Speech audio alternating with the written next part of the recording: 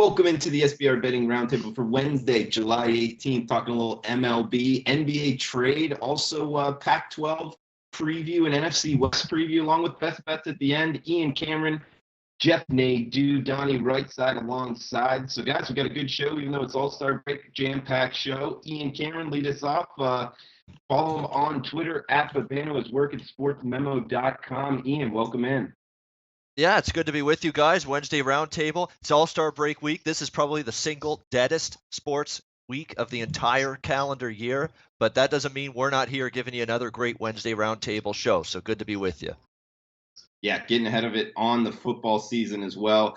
And actually, again, might have a play for today on the soccer slate, the soccer pitch. Follow him on Twitter at Jeff Nadeau. He is the big man on campus. Welcome in, Jeff. Good, Drew. How are you?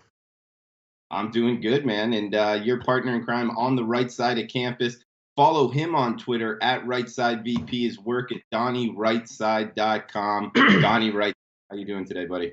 Yeah, doing good. Yeah, hey, on the break here, no right side of campus this week. Ian would be impressed by this. Vacation, all I ever wanted. Vacation, have to get away is my song of the day in this one. And I do want to give a shout out to Ian Cameron. Look, we know you like Bryce Harper. You were excited by the home run derby win. You don't have to have his hair on the show, Ian, to show respect. It's okay. We know you like him.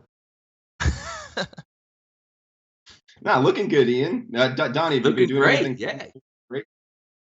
No, yeah, I headed down the shore the past couple of days there. Went down to the Ocean Resort again just to check it out. Things coming along nicely here. Still, as me and Jeff will tell you, they don't really know too much what they're doing yet in Atlantic City, but it'll get there. It's a nice reprieve here. We can talk some football here. No pressure of baseball games today or any World Cup action. Just a nice midsummer's dream here on sportsbookreview.com. Let's have some fun. Let's do it. And Jeff, we were just talking before. We'll get into MLB second and a half bet on or fade teams, but Jeff, just real quick, big trade in the NBA. What do you got on it? I don't understand at all where either side's going here. I don't understand. First of all, the Toronto Raptors, if I'm a fan of that group, I don't know where to go. I'm extremely pissed off at this. Listen, I don't obviously have a problem trading for Kawhi Leonard, but when you give up your best player to get Kawhi Leonard, it didn't make a lot of sense to me. This only worked if DeMar DeRozan was on the team as well. I mean, you're basically right at the place you just were. Kyle Lowry is not a star player in this league. He's just not. Now you're bringing in a guy who has no interest in playing for you. I mean, it's been on record as Kawhi Leonard saying he has no interest in playing in Toronto. You sent a pissed off DeMar DeRozan away after you told him days ago he wouldn't be traded. This has been screwed up royally. And I actually look at this from a Sixer perspective and say, wow, this could have got really bad for this group. At least they didn't do anything ridiculously stupid and trade away Joel Embiid for Kawhi Leonard. I mean, this doesn't make any sense. I don't know why on earth you would do this, especially when it's pretty evident he's not going to sign long term. So what are you going to do next year when Kawhi Leonard says, well, fuck off, Toronto, I'm out. And now you're back to not even where you started. You're at way before where you started. You have no star player. You traded him away for a one-year guy who probably won't even play for you anyway. What an absolute mess if you're the Toronto Raptors. I couldn't believe anyone was this stupid. I think we got the answer. And Jeff, we got DJ1 Mike saying DeRozan doesn't fit on Spurs at all. Do you agree with him? Yeah, I would probably agree with that. I don't think he does. I haven't really seen a player of his kind of caliber that has worked there. It's been kind of an evolution of a few stars and them kind of all accepting the role. You also have the point of emphasis of it's just bad business the way they acted here. I mean, you don't tell someone you're not going to trade him and then trade him. I mean, I guess you could, but it's not really something that goes around well. I just don't get it from a long-term perspective. Kawhi Leonard's not going to be won over and win and want to say, oh, I'm going to resign. It's not going to happen. You have an overpriced Serge Ibaka already. You have no real star other than Kawhi at this point. Kyle Lowry's completely overpaid as well. It's just a mess to me. Complete mess. Okay. And, we'll get into MLB in just a second. Ian, do you have any thoughts on this trade? It's a funny trade because you're sending basically DeMar DeRozan away, a guy that didn't want to leave, and you're bringing in a guy that doesn't want to arrive. That's basically what you're looking at here with this Toronto-San Antonio deal. Now, here's the thing about DeMar DeRozan. I'm going to put his era of Toronto Raptors basketball in context. This is an all-star. This is a great basketball player. This is not a clutch player. I'm sorry. This is not a clutch basketball player.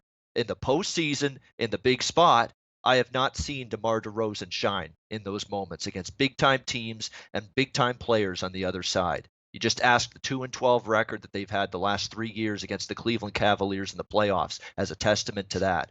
That is my issue with DeMar DeRozan right now. And I know, that's a loss for Toronto in the sense that here's a guy that committed, put his heart, put his soul, put his money, and put his really residency in Toronto when he could have easily signed back in his hometown LA. He's a Compton kid. He could have been in LA a couple of years ago, but he said, no, I like Toronto. They drafted me. They developed me as a player, as a professional basketball player. They believed in me, maybe when nobody else would. And I'm going to stick here for the long term. And the fact that they would tell him, if this is indeed true, that they were not going to trade him, and they still did, that's a bad job by Masai Ujiri. Now, here's the good thing about this trade for the Toronto Raptors. They didn't give up any sort of integral key part of their future. There's no OG Anunoby in this trade. There's no Pascal Siakam in this trade. You traded Jakob Poeltl, who is maybe he's a backup center, maybe could be a starting center, maybe in this league.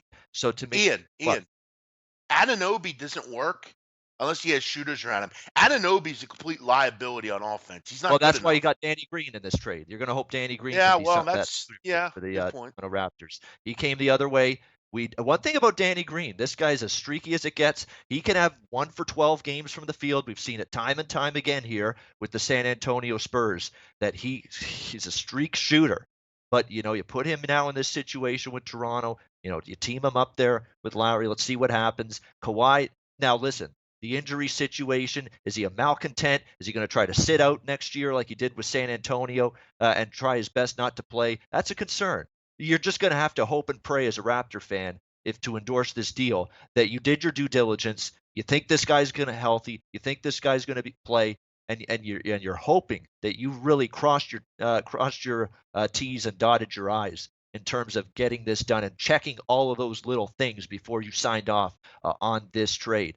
To me, DeMar DeRozan's not a guy that puts me over the top as a championship team. I'm not convinced Toronto goes further with DeMar DeRozan still on this team in the future. I really am not. But at the same point in time, man, Kawhi Leonard, with his history of being a malcontent, the injury situation, was he truly hurt enough that he couldn't play? All of that leads this to be a big-time trade of risk and what ifs from a Toronto Raptors perspective. But because of the flameout this past year in the playoffs, I don't totally blame Ujiri for trying to do something. It's bold. I think you've got a snowball's chance in hell of signing him. I do agree with that. He's made it clear that he's going to be signing with the LA Lakers next season. So this is basically a 1-year thing in a wide open East. Let's try to get to our first NBA Finals and see what happens. Not saying it's going to work, but he's going for it. He's got balls, Ujiri. You can't blame him, but we'll see if it works. All right, guys, good discussion there on the trade. Let's get into the diamond, maybe a couple second half bet on or fade teams. Donnie, let's get you in this conversation, man. Please tell me you got a bet on team that is a little down in the negatives as far as unit goes in the first half, looking to rebound. That's always a nice way to get some units in your pocket in the second half. What do you got for that kind of team? Yeah, talked about it for the last 2 weeks here on the roundtable. It's a stock market type of move that you're going to have, Drew, considering that you host a show, Marketology. Buy low, sell high at this point. I don't think there's any team that's much lower in the rungs for public support out there than would be the New York Mets. I mean, let's take a look heading out into the second half of the season. DeGrom, Syndergaard, Wheeler, pretty good 1, 2, 3 right there. If Cespedes ever gets back to be a viable bat in the middle of that lineup, coming off of the injury, Nimmo leading off for the New York Mets was amazing before the going on the DL stint. Comes back, has about a 2-week swoon, but looks like he's back in order. Flores is capable. Asdrubal Carrera is capable. As long as we can keep the Luis Guillormes and the Dominic Smiths out of the lineup, they could put a decent hitting lineup out there as well as some good pitching. We'll see how it goes down the stretch. Again, hey, look, I'm not in love with the Mets. I don't think they're a very good baseball team. But if I'm looking strictly for value where they might be at a salvageable price, I think it might be the Mets going forward in the second half. I like it, and I like the buy low, sell high. Although, Donnie, what about kind of trading away maybe DeGrom? I've heard any other big names they might trade away, and then that would obviously affect your bet on fade, right? Yeah, I mean, look, DeGrom is still controllable for the next couple of years. Same thing with Syndergaard in this one. I mean, look, if you're going to trade look, he can shift the balance of power in the entire Major League Baseball. DeGrom, almost picking, let's just say, the top 4 teams. If he goes to any one of the top 4 teams, they win the World Series, which I always get a kick out of. Like, if you're the Yankees, like, what do you want right now? If you went straight up right now and traded for Jacob DeGrom, the New York Yankees, they would win a World Series. But Yankee fans would be like, I'm not giving up any prospects. But then you say, you will win a World Series if you get DeGrom and maybe multiple World Series. That's how good he is. But for some reason, the Yanks don't want to give up on, guys that have flashed in the pan for a month or two. It's pretty amazing. Yeah, so the big name teams are obviously going to go after him. I'm here in Atlanta, and the local AM radio, they're talking about who they would give up for DeGrom. So they even got their eye. Yeah, exactly. Like Drew, yeah, you're good point there. Your hometown Atlanta team, they get DeGrom, they win the division. It's not even close. Would you right now, if you said on the table you're going to get DeGrom and he's going to be a dominant pitcher well into the next 5 to 6 years, why would you not give up Acuna for him? You already have a great hitting lineup. You get the dominant pitcher, you win. It's harder to find Jacob DeGrom in Major League Baseball than Ronald Acuna, straight up. I agree with you. Yeah, it's a top-notch starting pitching talent is definitely where it's at. There's a premium on it. Ian, any thoughts on that? And also, do you have a bet on or fade team second half of the MLB season?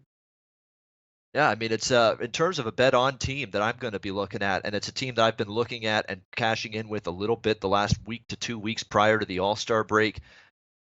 This is a team that is 13 games above 500, and yet I'm sure there's people that watch baseball religiously that can barely name 4 players off this team. The Oakland Athletics, people.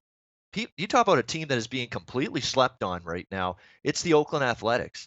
I mean, 55. It's just they've had a tremendous first half, 55 and 42, plus 18 units of profit to this point of the season for the Oakland Athletics. This is not a team that's going to generate a whole ton of buzz, going to generate a lot of interest, a lot of sex appeal with their lineup. That's just not going to be the case. This is not a team that's loaded with superstar talent, but they've got a good lineup.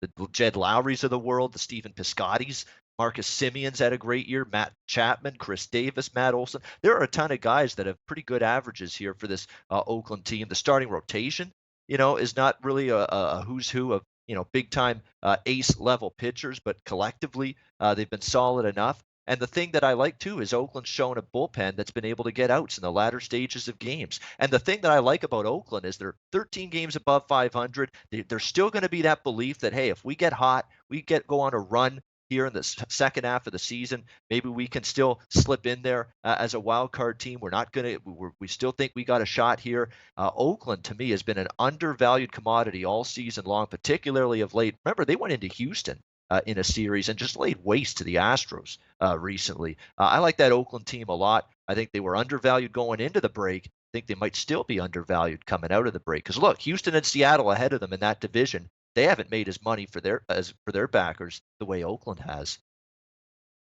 No, Oakland up 18 units, depending on how you're counting it. I mean, it's crazy. The AL West is pretty damn good. Houston, Seattle, Oakland in third. It's kind of wild to know, it's especially with the AL East there with Boston, New York. Oakland might be left out, and they're sitting at 55 and 42. So I like it. Ian. A little bet on team there. Ian, we got to get to you for CFL action as well. And I'd like to throw you a question because you've obviously had a lot of success in this league, up 20-ish units in the last 2 years, just on a 1-unit basis. But this year, off to a little bit of a slow start. Are you kind of reevaluating how you're doing it, or are you going to stick to your guns, what your thoughts were coming into the season, off to a little bit of a negative start this year in the CFL? No, it is. You're right. It hasn't been the greatest start for me in the CFL. It's been a lot of up and down with these teams week to week. That's the thing. And it's been difficult to get a really good read on it. And the fact that, this league as a whole so far has played very dull, plodding football so far is another thing that's been stunning to see. Like, there's some pretty good quarterbacks and talent in this league, and yet you're seeing, 16-15, 21-20 game, like just very, very bad offense with a lot of these teams so far. I mean, you look at unders in this league. If you're on an under binge right now in the CFL, you're doing extremely well. I mean, you're looking at it 6-1 to the under. So the last 2 weeks alone in the games in this league. So again, offenses are really struggling. Quarterback play, especially with Montreal, Saskatchewan. Toronto is trying to bring in James Franklin, who's replacing Ricky Ray, who got hurt. So there's a lot of moving parts with the quarterbacks in this league. Outside of Winnipeg with Nichols, Calgary with Bo Levi Mitchell, although now he's injured and may not play this week. And I think you can throw Hamilton and Masoli the way he's played in there as well. Those have been some pretty good quarterbacks. The rest of the quarterback play, and Riley, of course, in Edmonton. But other than that, Trevor Harris has struggled. Montreal's had bad QB play. Saskatchewan's had bad QB play. Jonathan Jennings was so bad for BC, they had to replace him with Travis Lulay last week. So, again, quarterback play in this league's left a lot to be desired in a lot of cities and a lot of teams so far through the first month and a half of the season. So, Ian, the under trend, you would definitely put that on the quarterback play, or maybe kind of an increase in defensive strategy in the CFL game. Anything in particular? Yeah, it's a combo of both. I really think the quarterback plays pretty bad in a lot of places, so I don't want to give the defenses too much credit. To me, I only see one really truly elite defense, and it's why they're 4-0 to the under so far, and that's Calgary. Calgary does have a legitimate defense. I think their DC, Devon Claybrooks, is going to be a head coach in the CFL at some point. I mean, this is a guy that, Dave Dickinson learned to be a coach in this league under John Huffnagel, and now Claybrooks has thrived under Dickinson, who's now the head coach. So I think Claybrooks has done a great job with that Calgary defense. They have not allowed more than 14 points in any game this season. That's incredible, especially in the CFL. Calgary has the one elite defense. The other defenses, there's some other good ones too, but I think I'd put more of the onus on the lower scoring brand of football, on the bad offenses and bad QB play that we've seen, more than it's been good defense. Okay. Hey, Donnie, forgot to throw out there the Machado trade, or the trade that may be the Machado trade. Did you have any thoughts on that and how that might shift the betting landscape?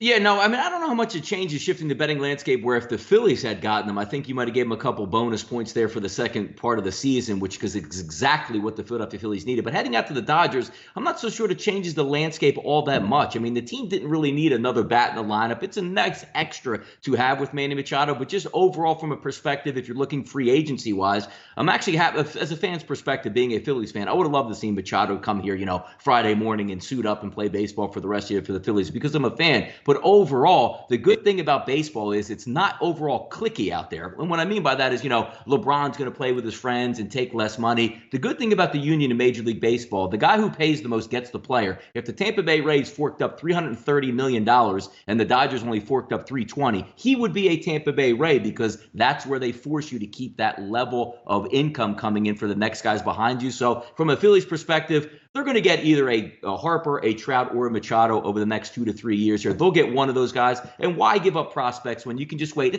Phillies aren't going to win the World Series if they get Machado. Wait till the offseason, be the highest bidder, get the player.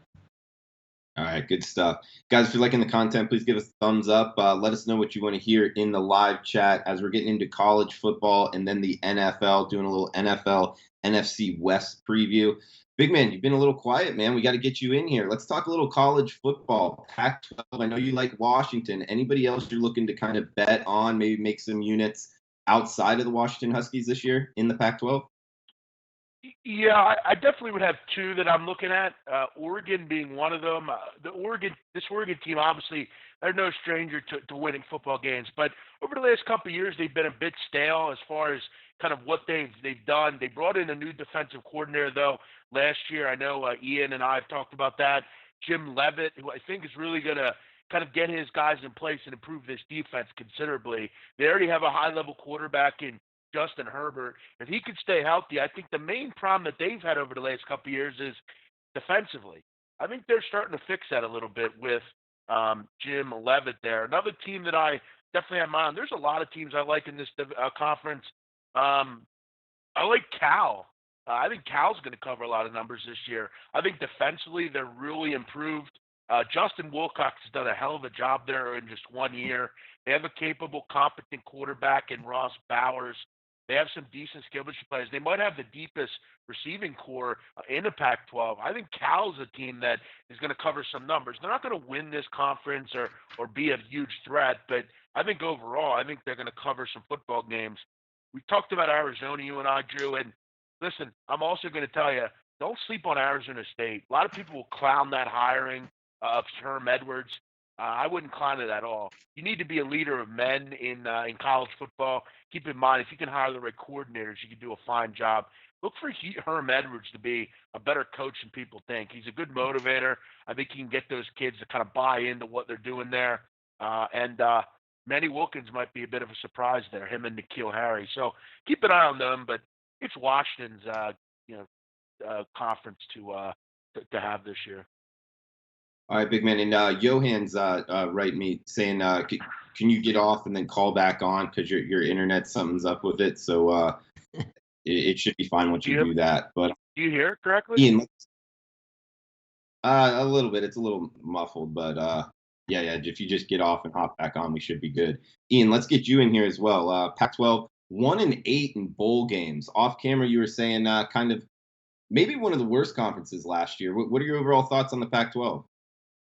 Well, that's the thing. The Pac-12 wants to be this big-time Power 5 conference. We're an equal with the SEC, ACC, Big Ten, and the rest of the big power conferences, but their results don't show that year in and year out. We can't even get a damn Pac-12 team. Hardly. It's a strain and a struggle to even get one into the playoff, for crying out loud. So this is, and you're talking about that bowl game record. That was a disaster collectively for that conference in bowl games. Now, will things improve this year? It remains to be seen, but I think there's more depth in the conference this year. It was very top-heavy last year. We know Washington's going to be great. They're loaded on both sides of the ball. You've got Browning back at quarterback, a great defense. Pettis' top target is going to be back as well. It's a great team. Oregon, let's not forget, guys, Oregon was done in by pathetic quarterback play after Justin Herbert got injured last year. Once they got that guy back, things got back on track. Jim Leavitt, remember that defense too with Oregon? It was a disaster under Brady Hoke. A complete and utter flop was that Oregon defense.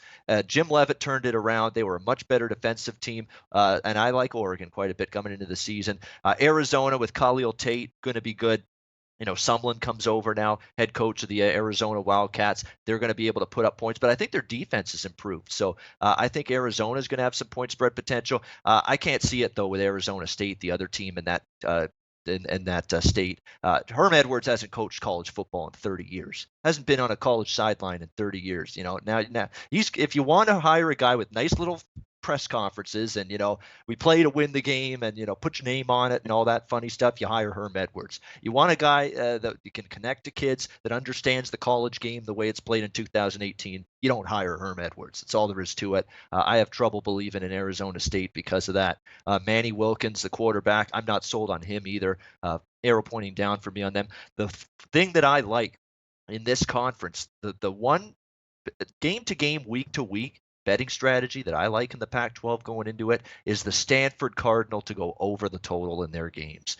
For the first time in a long time, Stanford is going to have a team where their offense is ahead of their defense, and it could be ahead of their defense by a mile. There is a lot of turnover on that Stanford defense this year. The defensive line has legitimate question marks for the first time, I believe, in the David Shaw coaching era. That secondary has some different people back there as well, and that pass defense could be a little bit vulnerable as well. And on the flip side, with Bryce Love back at running back, with an improving KJ Costello, who I thought at quarterback played better and better down the stretch last season, they're going to put up points. As long as David Shaw doesn't play old Mr. Conservative, Mr. Tight to the vest, and try to hamstring this team offensively, they're going to put up points, I think, this season. And I think their defense has some growing pains to it. So Stanford's totals are always deflated because of the style of play they've had over the years. There's going to be a great chance to buy low on Stanford games over the total at reasonable numbers this year. I'm looking forward to taking advantage.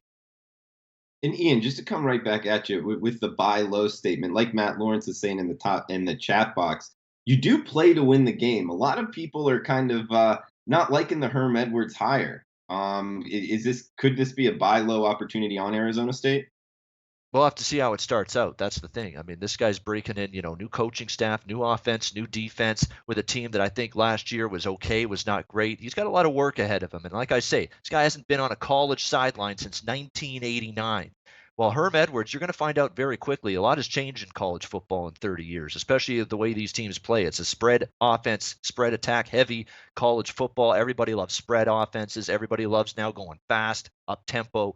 Yeah, let's see if he can survive and thrive coaching in this new era of college football. I've got to be convinced, and I got to see it before I can believe it.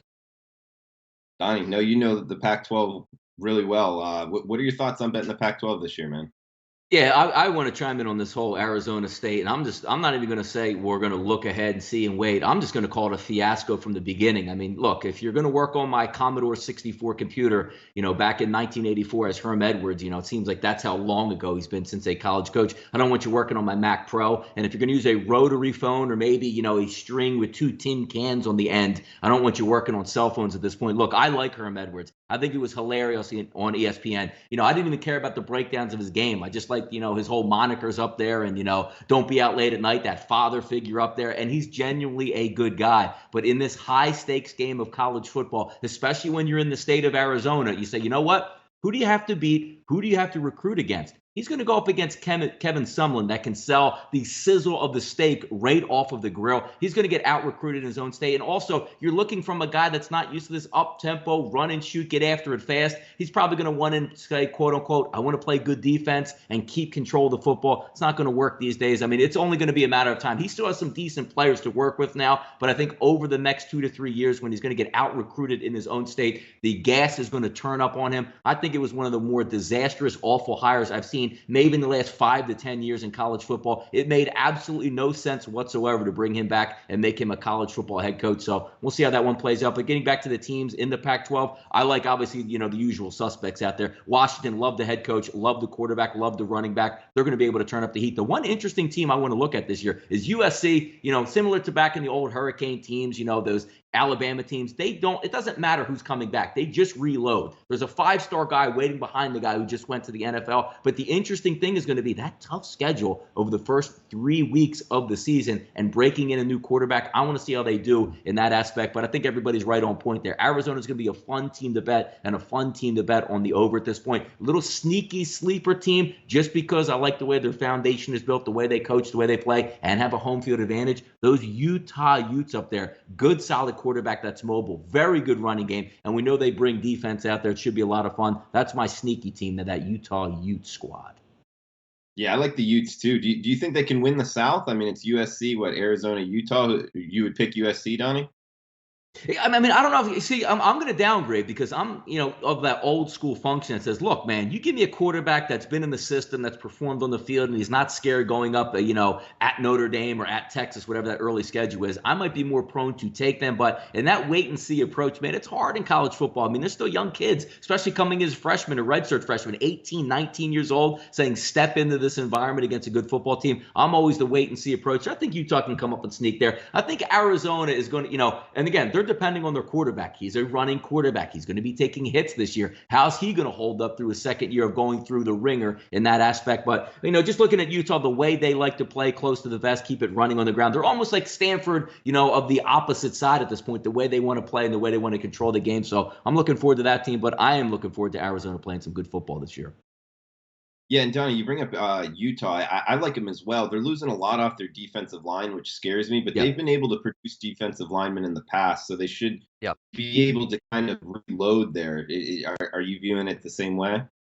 I'm viewing it the same way because when you have a program at that level with a guy who is going to build that foundation, I'm not so worried about the guys they lose because the guys behind them have been schooled to the way the program wants to play football up front. It's not a big as worry to me. Like sometimes when you get that coaching change or philosophy change on defense, you lose the guy and maybe he teaches a different technique when some of these kids have been in the program 2 and 3 years, are used to playing a certain way, gap control technique. Now they're not worried about that. It's the same type of coaching staff and stuff. They're just going to reload and replenish and reload up front. I'm not worried too much about their front line there, Drew.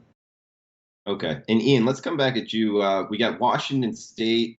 Also, Oregon State, Vitalis is saying it might be a bet on team, kind of the buy low philosophy. If they can get to maybe 5 or 6 wins, you would win a lot of units in that regard, probably covering a lot of numbers. Do you have anything on kind of maybe, and also Washington State losing their quarterback? Would you look to bet on either of those two teams?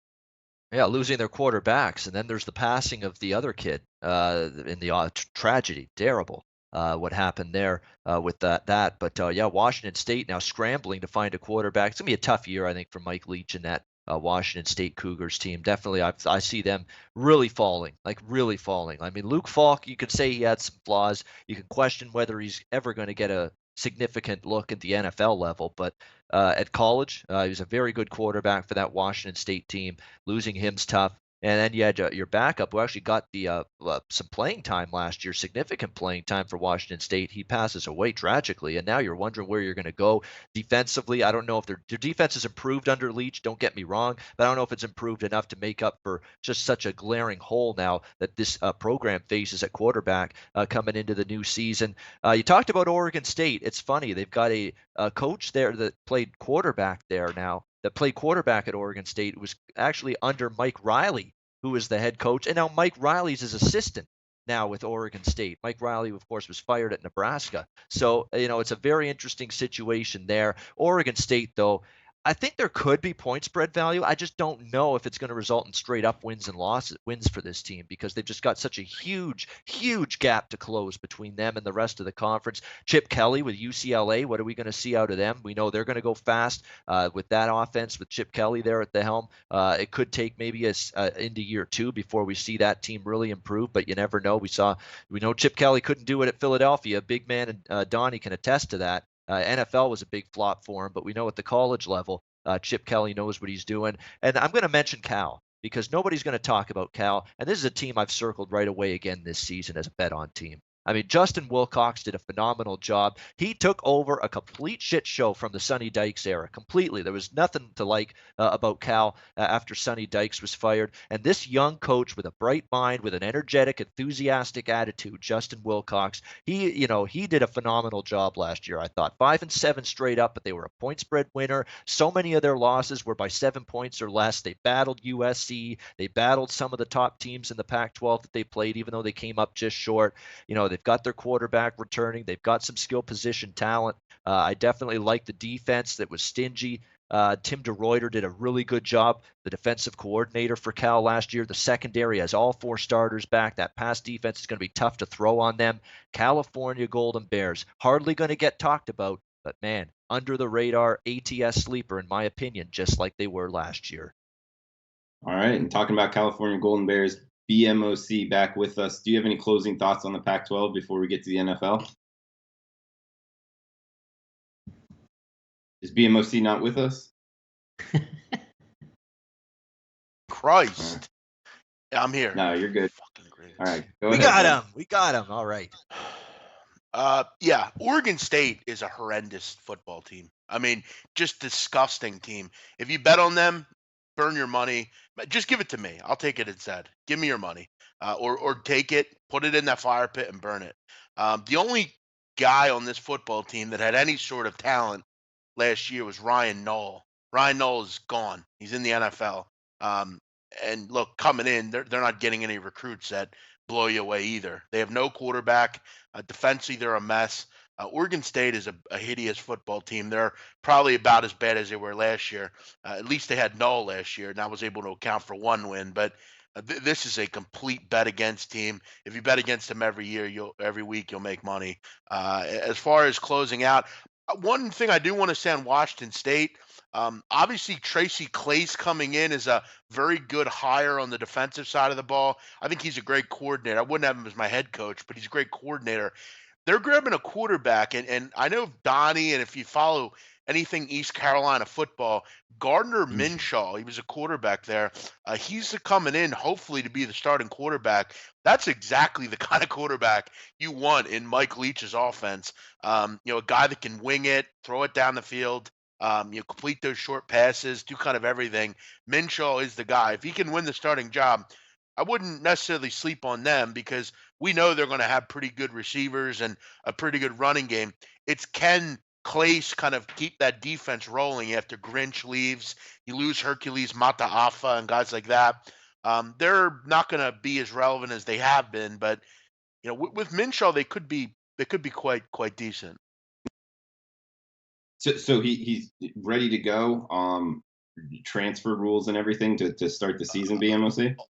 Yeah, all indications are that he's in there and ready to perform. So, if that all worked out, which I believe it has, I mean, he picked there over Alabama, which obviously you're going to pick anywhere over Alabama because you're not going to start at Alabama.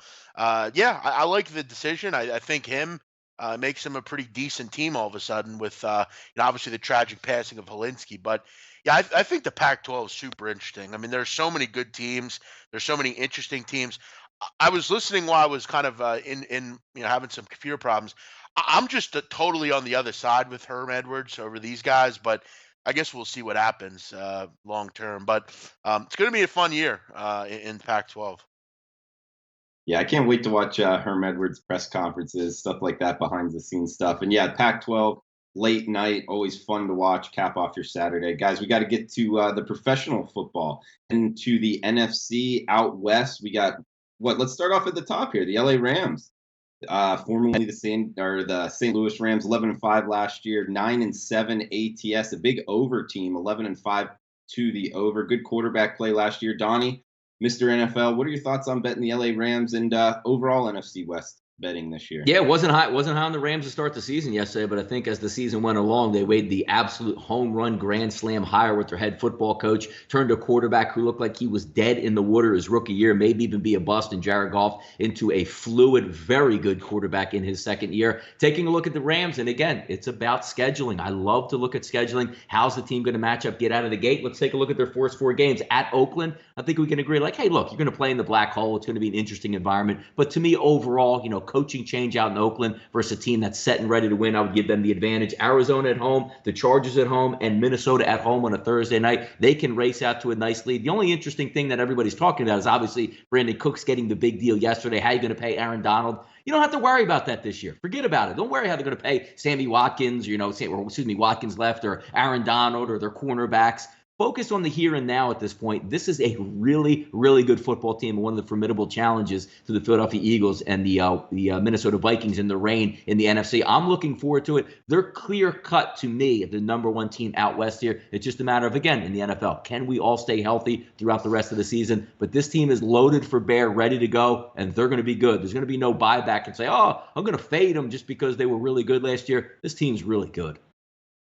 And Donnie, I'm seeing they went a 7-1 on the road and only 4-4 at home. Do you think there's anything to that and anything to use betting forward this year? I don't know. I mean, it's a little bit generic, their home environment they're playing in at USC's stadium out there. But again, they're going to come into their home environment in the next couple of years. They are LA's team because, as we know, the Chargers don't get any respect in the city of Los Angeles. So I think that'll correct itself there. They're a good football team. It'll show up on the field. Double-digit wins for sure for the Rams. Pretty high on them this year, where I was down in the gutter with the Rams last year. And I know the Chargers aren't in this division, but they're planning on staying in LA for the foreseeable future. Well, yeah, I mean, the new stadium's coming out to the joint. I guess it's going to be the Chargers and the Rams going to share their stadium, which you might as well just be the Rams stadium as is, because everybody just was waiting for the Chargers to get a deal to go back to San Diego and just put something together. One of the more travesties in NFL history, the Chargers going up to Los Angeles where absolutely nobody wants them and they don't even have their own stadium. It's kind of funny when you look at it. Yeah, I really don't get that. But anyway, Ian, anything on the LA Rams this year? Yeah, before I get into the Rams, Drew, repeat their over-under record from last year again. Let's see. According to I got it at 11-5. Yeah, and the reason why that is because 2 years ago, bad offense, bad coaching, bad scheming, bad preparation, bad quarterback development, bad job coaching up the quarterback, to last year. You coached up the quarterback, good offensive game plan, good offensive preparation, good scheme, smart, innovative thinkers. That was the antithesis of the Jeff Fisher era with the Rams. And now that's what you got exactly last year with Sean McVay. Just a complete 360-degree turnaround in the other direction. And that's why that team was an undervalued over the total team week to week last year. And now most of their big offensive weapons are back. Jared Goff with another year of experience in this offense, second year now. The scheme and the playbook shouldn't be unfamiliar to anybody. They add in Brandon Cooks, another weapon on offense for this Rams team going into this season. You've still got Todd Gurley, was a breakout season for him. Here's another guy that totally underachieved in the Jeff Fisher era, and look what he did last year. Andrew Whitworth, getting him as a left tackle, the one good lineman Cincinnati had. was huge for this LA Rams team. So that offense was great last year. Big turnaround season. They should be able to put up points and move the ball again this year. And even defense. Let's see what they have on that side of the ball. They're going to, obviously the big splash for them there was Sue. Let's see what ends up happening there. And if he's going to be able to make that impact, keep his head on straight. But you combine him with Aaron Donald, man alive, is that a good defensive line? Secondary should be pretty solid. They bolstered that. They got Marcus Peters, Aqib Talib to really help out there in that secondary. Yeah, there's a lot to like for the Rams here. There's a reason why they're probably going to win this division. Yeah, Vitalis chiming in. They re-signed Cooks at the wide receiver. He is a hell of a talent. Also, what we got, Matt Lawrence saying on paper, it smells like Eagles versus Rams NFC Championship. Big man, could you see that happening? Yeah, for sure. Look, I'm a pretty much a legitimate. I'm not gonna. If I don't think the Eagles are as good as the Rams, I'm gonna tell you, look, these teams are both right on the same level. I don't think there's a lot of issues with either of these teams. I think the Rams are going to win the NFC this year. I think they're that good. I think top to bottom, this roster's just ridiculous. I mean, you look at defensively. I mean, adding in Lawrence or Peters and Talib. That's the one concern I have for the Philadelphia Eagles is the secondary. I mean, is Sidney Jones going to be what you want him to be and that kind of group? But that's what you have to do when you're talking about the Rams. What other team can kind of, be right up at the same level as they are? I think these two teams are kind of on the same level. I like the Rams a little bit more. I like, obviously, their offensive skill position players. McVay's a hell of a coach. The defensive line's obviously very good. And in the back, you have, what else do you really say about the Rams? I mean, these guys just kind of said it all. I think they're the best team in the NFC this year. All right, best team in the NFC from Big Man on Campus. We got Seattle in the division, 9-7 last year, 6-9 ATS. A little bit of an under trender, 7-9 towards the under. Donnie, anything on the Seahawks this year? Yeah, I think everybody's waiting for the implosion of the Seahawks because when you can't, the good thing about the NFL, if you are a fan, you can't stay on top typically forever in the salary cap era and how short the actual lifespan of these players are in the NFL to when they have to start and then retire and salary cap catches up. They lose a lot of that secondary. Earl Thomas still to be debated yesterday, coming up with ultimatums. If you don't sign me long-term with an extension, can you please trade me? That will be a devastating blow to that defense. But whenever you have Mr. Streetball on the opposite side of the football playing quarterback for you, Russell Wilson, it doesn't matter. I often think sometimes, Drew, you can watch an NFL game with Seattle and say, you know what? Just take the 5 offensive linemen off the field for Seattle and he plays better. When there's always a pocket breakdown, Russell Wilson's going to run or make the play to one of his wide receivers in a la a street ball pickup game in the middle of the street. Or if he's confined to the pocket, it seems to be like he's not happy with that because, hey, things are going a little bit too right. I don't want to throw, on this 1-2 timing out right here. I want to get outside there. He's an amazing, amazing player, but at some point, doesn't talent have to catch up to you? I like the draft pick there to get a running back, maybe a little bit too early for them in that spot. The wide receivers seeming like, there's not really any timing down, but they find their way open because Russell Wilson buys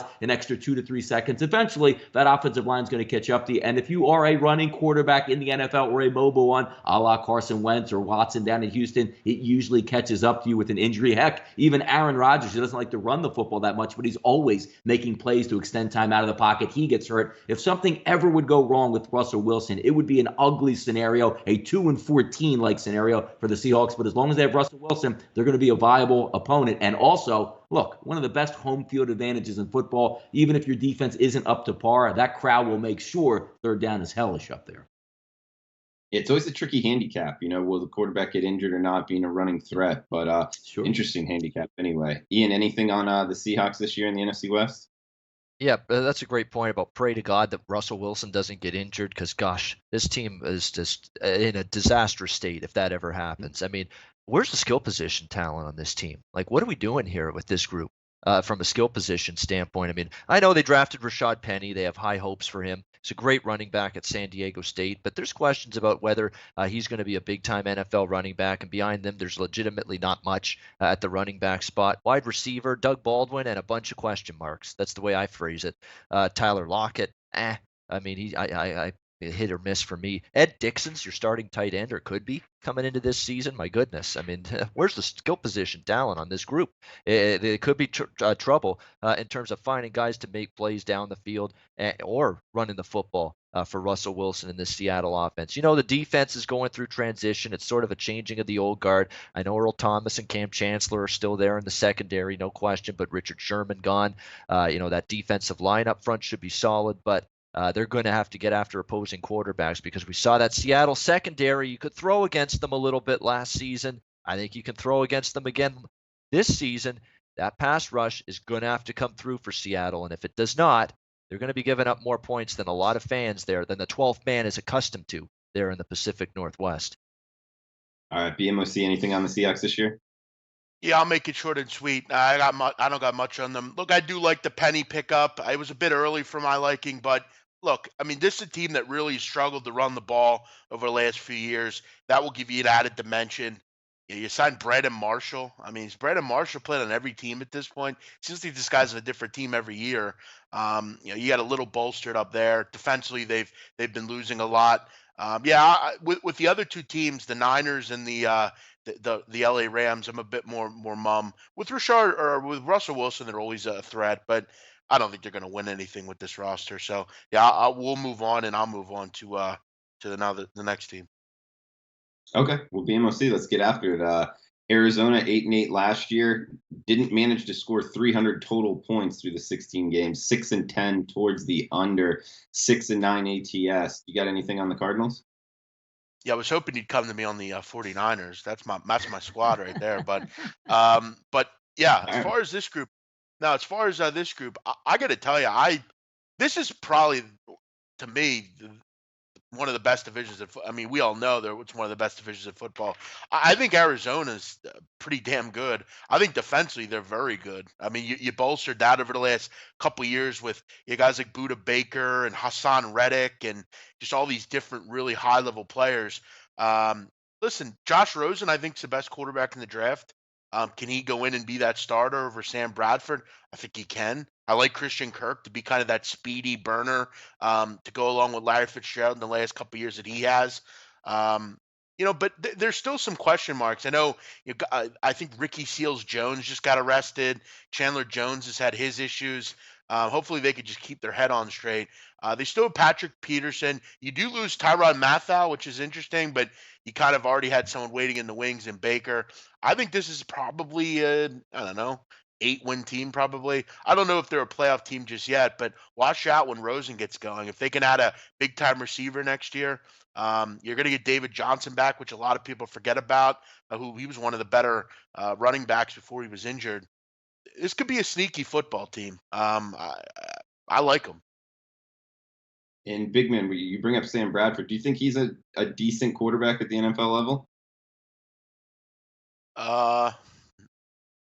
No, not really. I wouldn't want him on my team. And we had him in Philadelphia, and it was a bit of a mess. I think he's kind of been frustrating career for him. I me's never really got to perform, I think, the way he thought he could, and I think he probably would. He's just always injured. He's had some work. To me, he's looked a little disinterested at times. He kind of reminds me a bit of Jay Cutler, the way he acts sometimes, I think. But Bradford's never really got a fair shake. I feel like he's always injured or something going on. So, no, I think Josh Rosen will overtake him quite quickly. I'm very high on Rosen, so I'll make that clear. But, no, I'm not looking for Sam Bradford to be my quarterback long term, no.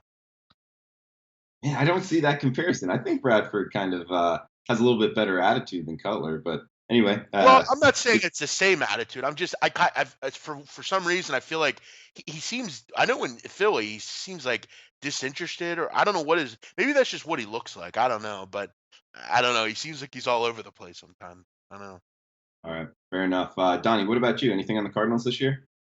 Yeah, if you take it from the top or you try to read through the tea leaves here, if you're the general manager of this football team, you seem a little bit worried. If you're going out getting, not just like a normal DUI or having a couple beers, if you need extreme DUI charges against your GM, he's probably not too happy with the roster. But the interesting thing that you said, Drew, as you open the segment, can you please repeat it? It had something to do with scoring for the Arizona Cardinals. What was that original number that you just read there to us? They did not make it to the 300-point mark.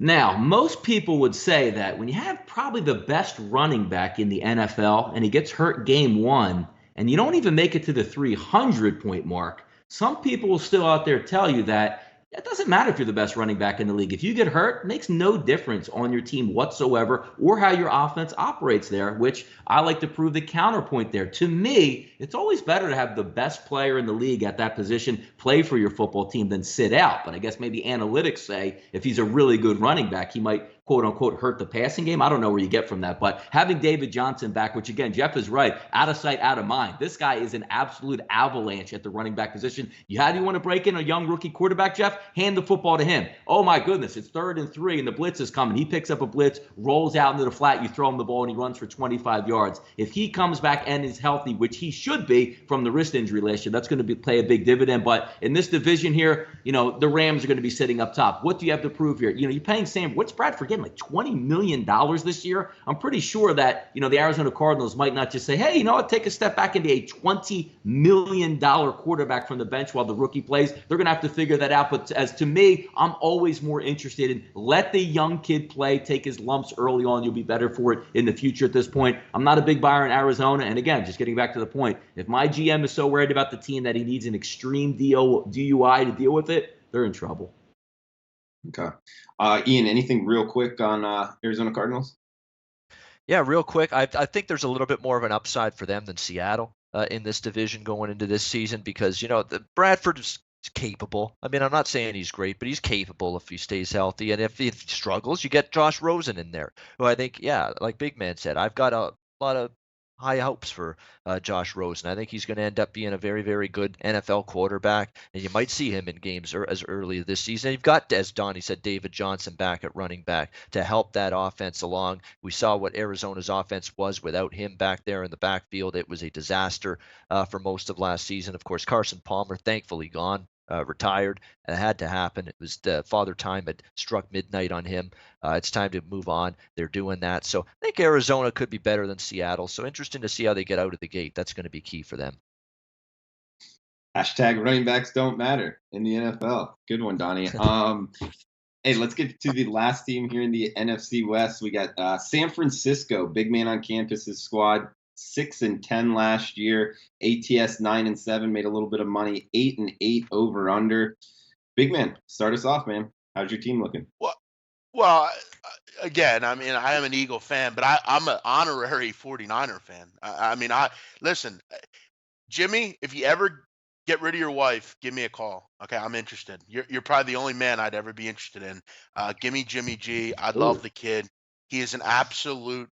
He's a perfect human being. I don't know what else to say about Jimmy G. I'm gushing over this kid. I love him. The Italian stallion. Give me a call, Jimmy. I love you. I love Jimmy G. But you look at the rest of this team. I was skeptical. Did they have enough skill position players? I like their starting receivers. They have some good depth, though. I think Dante Pettis, nice wide receiver, kind of punt returner. We know Richie James did some good things. Maybe he can be him and Trent Taylor can be those slot receivers. They all of a sudden have a pretty decent offensive group. Look, with Jimmy G at the helm, what do you expect? They're going to score. Defensively, I think is the big key for this group. Finally has some pass rushers and Solomon Thomas and Buckner. You bring in Richard Sherman. We all know he's one of the top corners in the league. I think this team is really solid. I think they can be a wild card team. I don't know if they're good enough to beat the Rams and win this division, but I surely think they could be a wild card team. When you have a quarterback of this caliber leading your football team, that's really the first big battle. They were able to find that right quarterback. So many teams can't find the right quarterback. You brought in Mike McGlinchey on the right side to protect that. You have, Joe Staley, a really good tackle on the left side, good offensive line. I really like the San Francisco 49ers if you haven't been able to catch that. Last year, I told Donnie the Rams would make the playoffs. He told me no. I'm going to tell you the San Francisco 49ers make the playoffs this year. Give me the Niners. All right. And Ian, how are you feeling about the Niners and any man crushes you want to throw out there? No, man, I like Jimmy Garoppolo, not as much as Big Man, but you got to like the way he hasn't lost as an NFL starting quarterback yet. And went 5-0 straight up down the stretch and against the spread too to end the season last year. Look, they finally have a decent quarterback, okay? Because last year you had a bunch of guys that couldn't play. Hoyer couldn't play. The kid from Iowa, they stuck him in there. He couldn't play very well last year. Now they finally got Jimmy Garoppolo, and he's played well. Now, And I think San Francisco's on the way up. No question about that. Shanahan there did a decent job late in the season after a real tough start to the year. Garoppolo being their help. But let's look at it this way. One concern I have is they feasted on the sisters of the poor those last 5 games. Chicago was terrible. Houston had no Deshaun Watson at that time. They were dumpster fire by then, and everybody had quit on the season. Tennessee that week. Yeah, Tennessee was struggling at that time. Jacksonville, when they had just about wrapped up everything, they beat them. The Rams in the final week when they rested every starter in week 17. So there's a lot of asterisks besides some of those late season wins for San Francisco last year. I believe in Garoppolo, believe in the talent, but I think that 5-game swatch of wins when some of them were against opponents with questionable motivation going into those games has left San Francisco maybe less value in them coming into this season than I originally thought. Let's put it that way. All right, good stuff, Ian. Last not least, Donnie, anything on the San Francisco?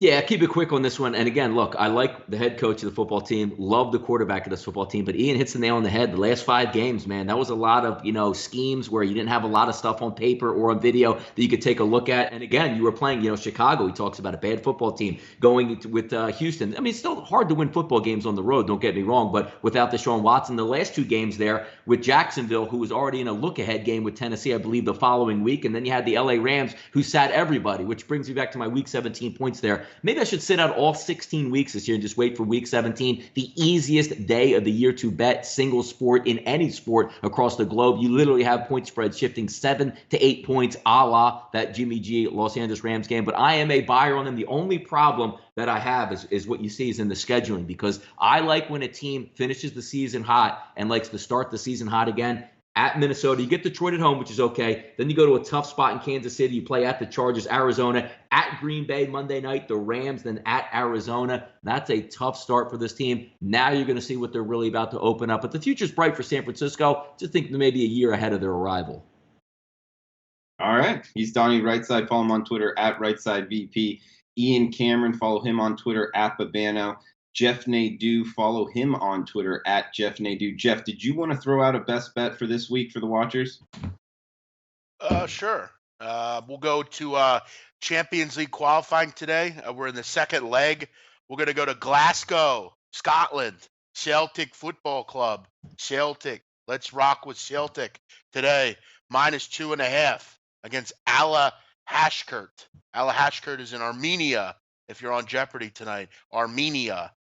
They won 3-0 in the first leg. They're just a way better side. The goal for Celtic at this point is to get fit, get ready for the season, really just kind of build on what they did last year. In some of these qualifying matches, at least over in last year, they beat Hapoel Beersheva 5-0. Hapoel is a better side than Alashkert. I think Celtic crushes Alashkert today. I'll lay the goals here. We'll go -2.5.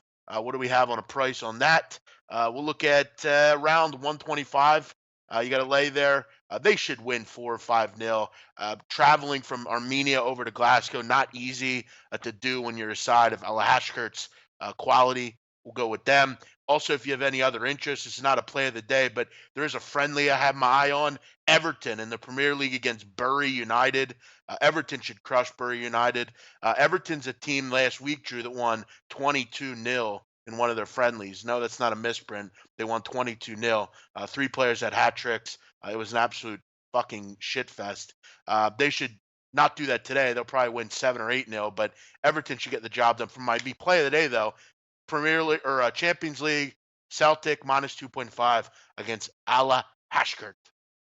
All right, guys, and off 4-0 week last week with 56% on the year, 58 and 46 since January 1st. Ian or Donnie, did you want to throw a best bet out there, or we'll just keep it at 1?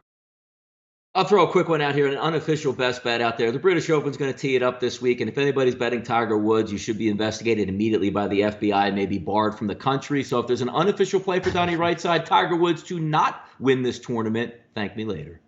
I actually heard from a couple different people that he's actually a decent bet this week because that's that Vegas underswell that says, you know what, sometimes we struggle in gambling, but we can always push the propaganda that Tiger Woods could win this weekend, and we all laugh our way to the bank when he's 15 shots back. Mike Francesa said it, and he picked the U.S. Open. Oh my goodness! So. Wow. I mean, Sheesh. I'm just saying. Well, we're I up mean, against again, it, look, guys. yeah, go ahead. Yep. Go ahead. I'm just saying we're up against it time-wise. So Celtic -2.5, -125 for the best bet, and we'll just go one official bet. That's correct? I'll right. throw one in there, actually. By the way, the one thing about, and I know Celtics in Scotland, watching the World Cup with Stephen Caldwell analysis on TSN in Canada. He's a Scottish footballer, not lacking a lot of quality on this near side. That Scottish accent. It was just fantastic to hear that. I love I'll the do a Scottish accent but sometime. Remind me. I'm good at that. the lack of a little bit of quality on this near side. Hey laddie. Yeah, I loved hearing the Scottish accent. Hamilton -6.5. No homer play here. This is a legitimate side that I like here in this first half against Saskatchewan Thursday night. They lost to Saskatchewan 2 weeks ago. And if you read practice reports about the Saskatchewan-Hamilton game, Saskatchewan stopping practice because nobody's focused, nobody's paying attention. People are dropping balls. Teammates are jibber-jabbering at one another. Hamilton, clean practice, outside practice, getting out of the film room. Players responding positively to the practices that Hamilton's having. Saskatchewan, nightmare practices. Proper practice prevents poor performance. I think it's going to show on Thursday night. 6.5. Hamilton, lay it in the first half. All right, Hamilton -6.5 first half, Celtic -2.5, -125 for BMOC. Thanks for watching, everyone. We'll be back next Wednesday. Thanks, everyone.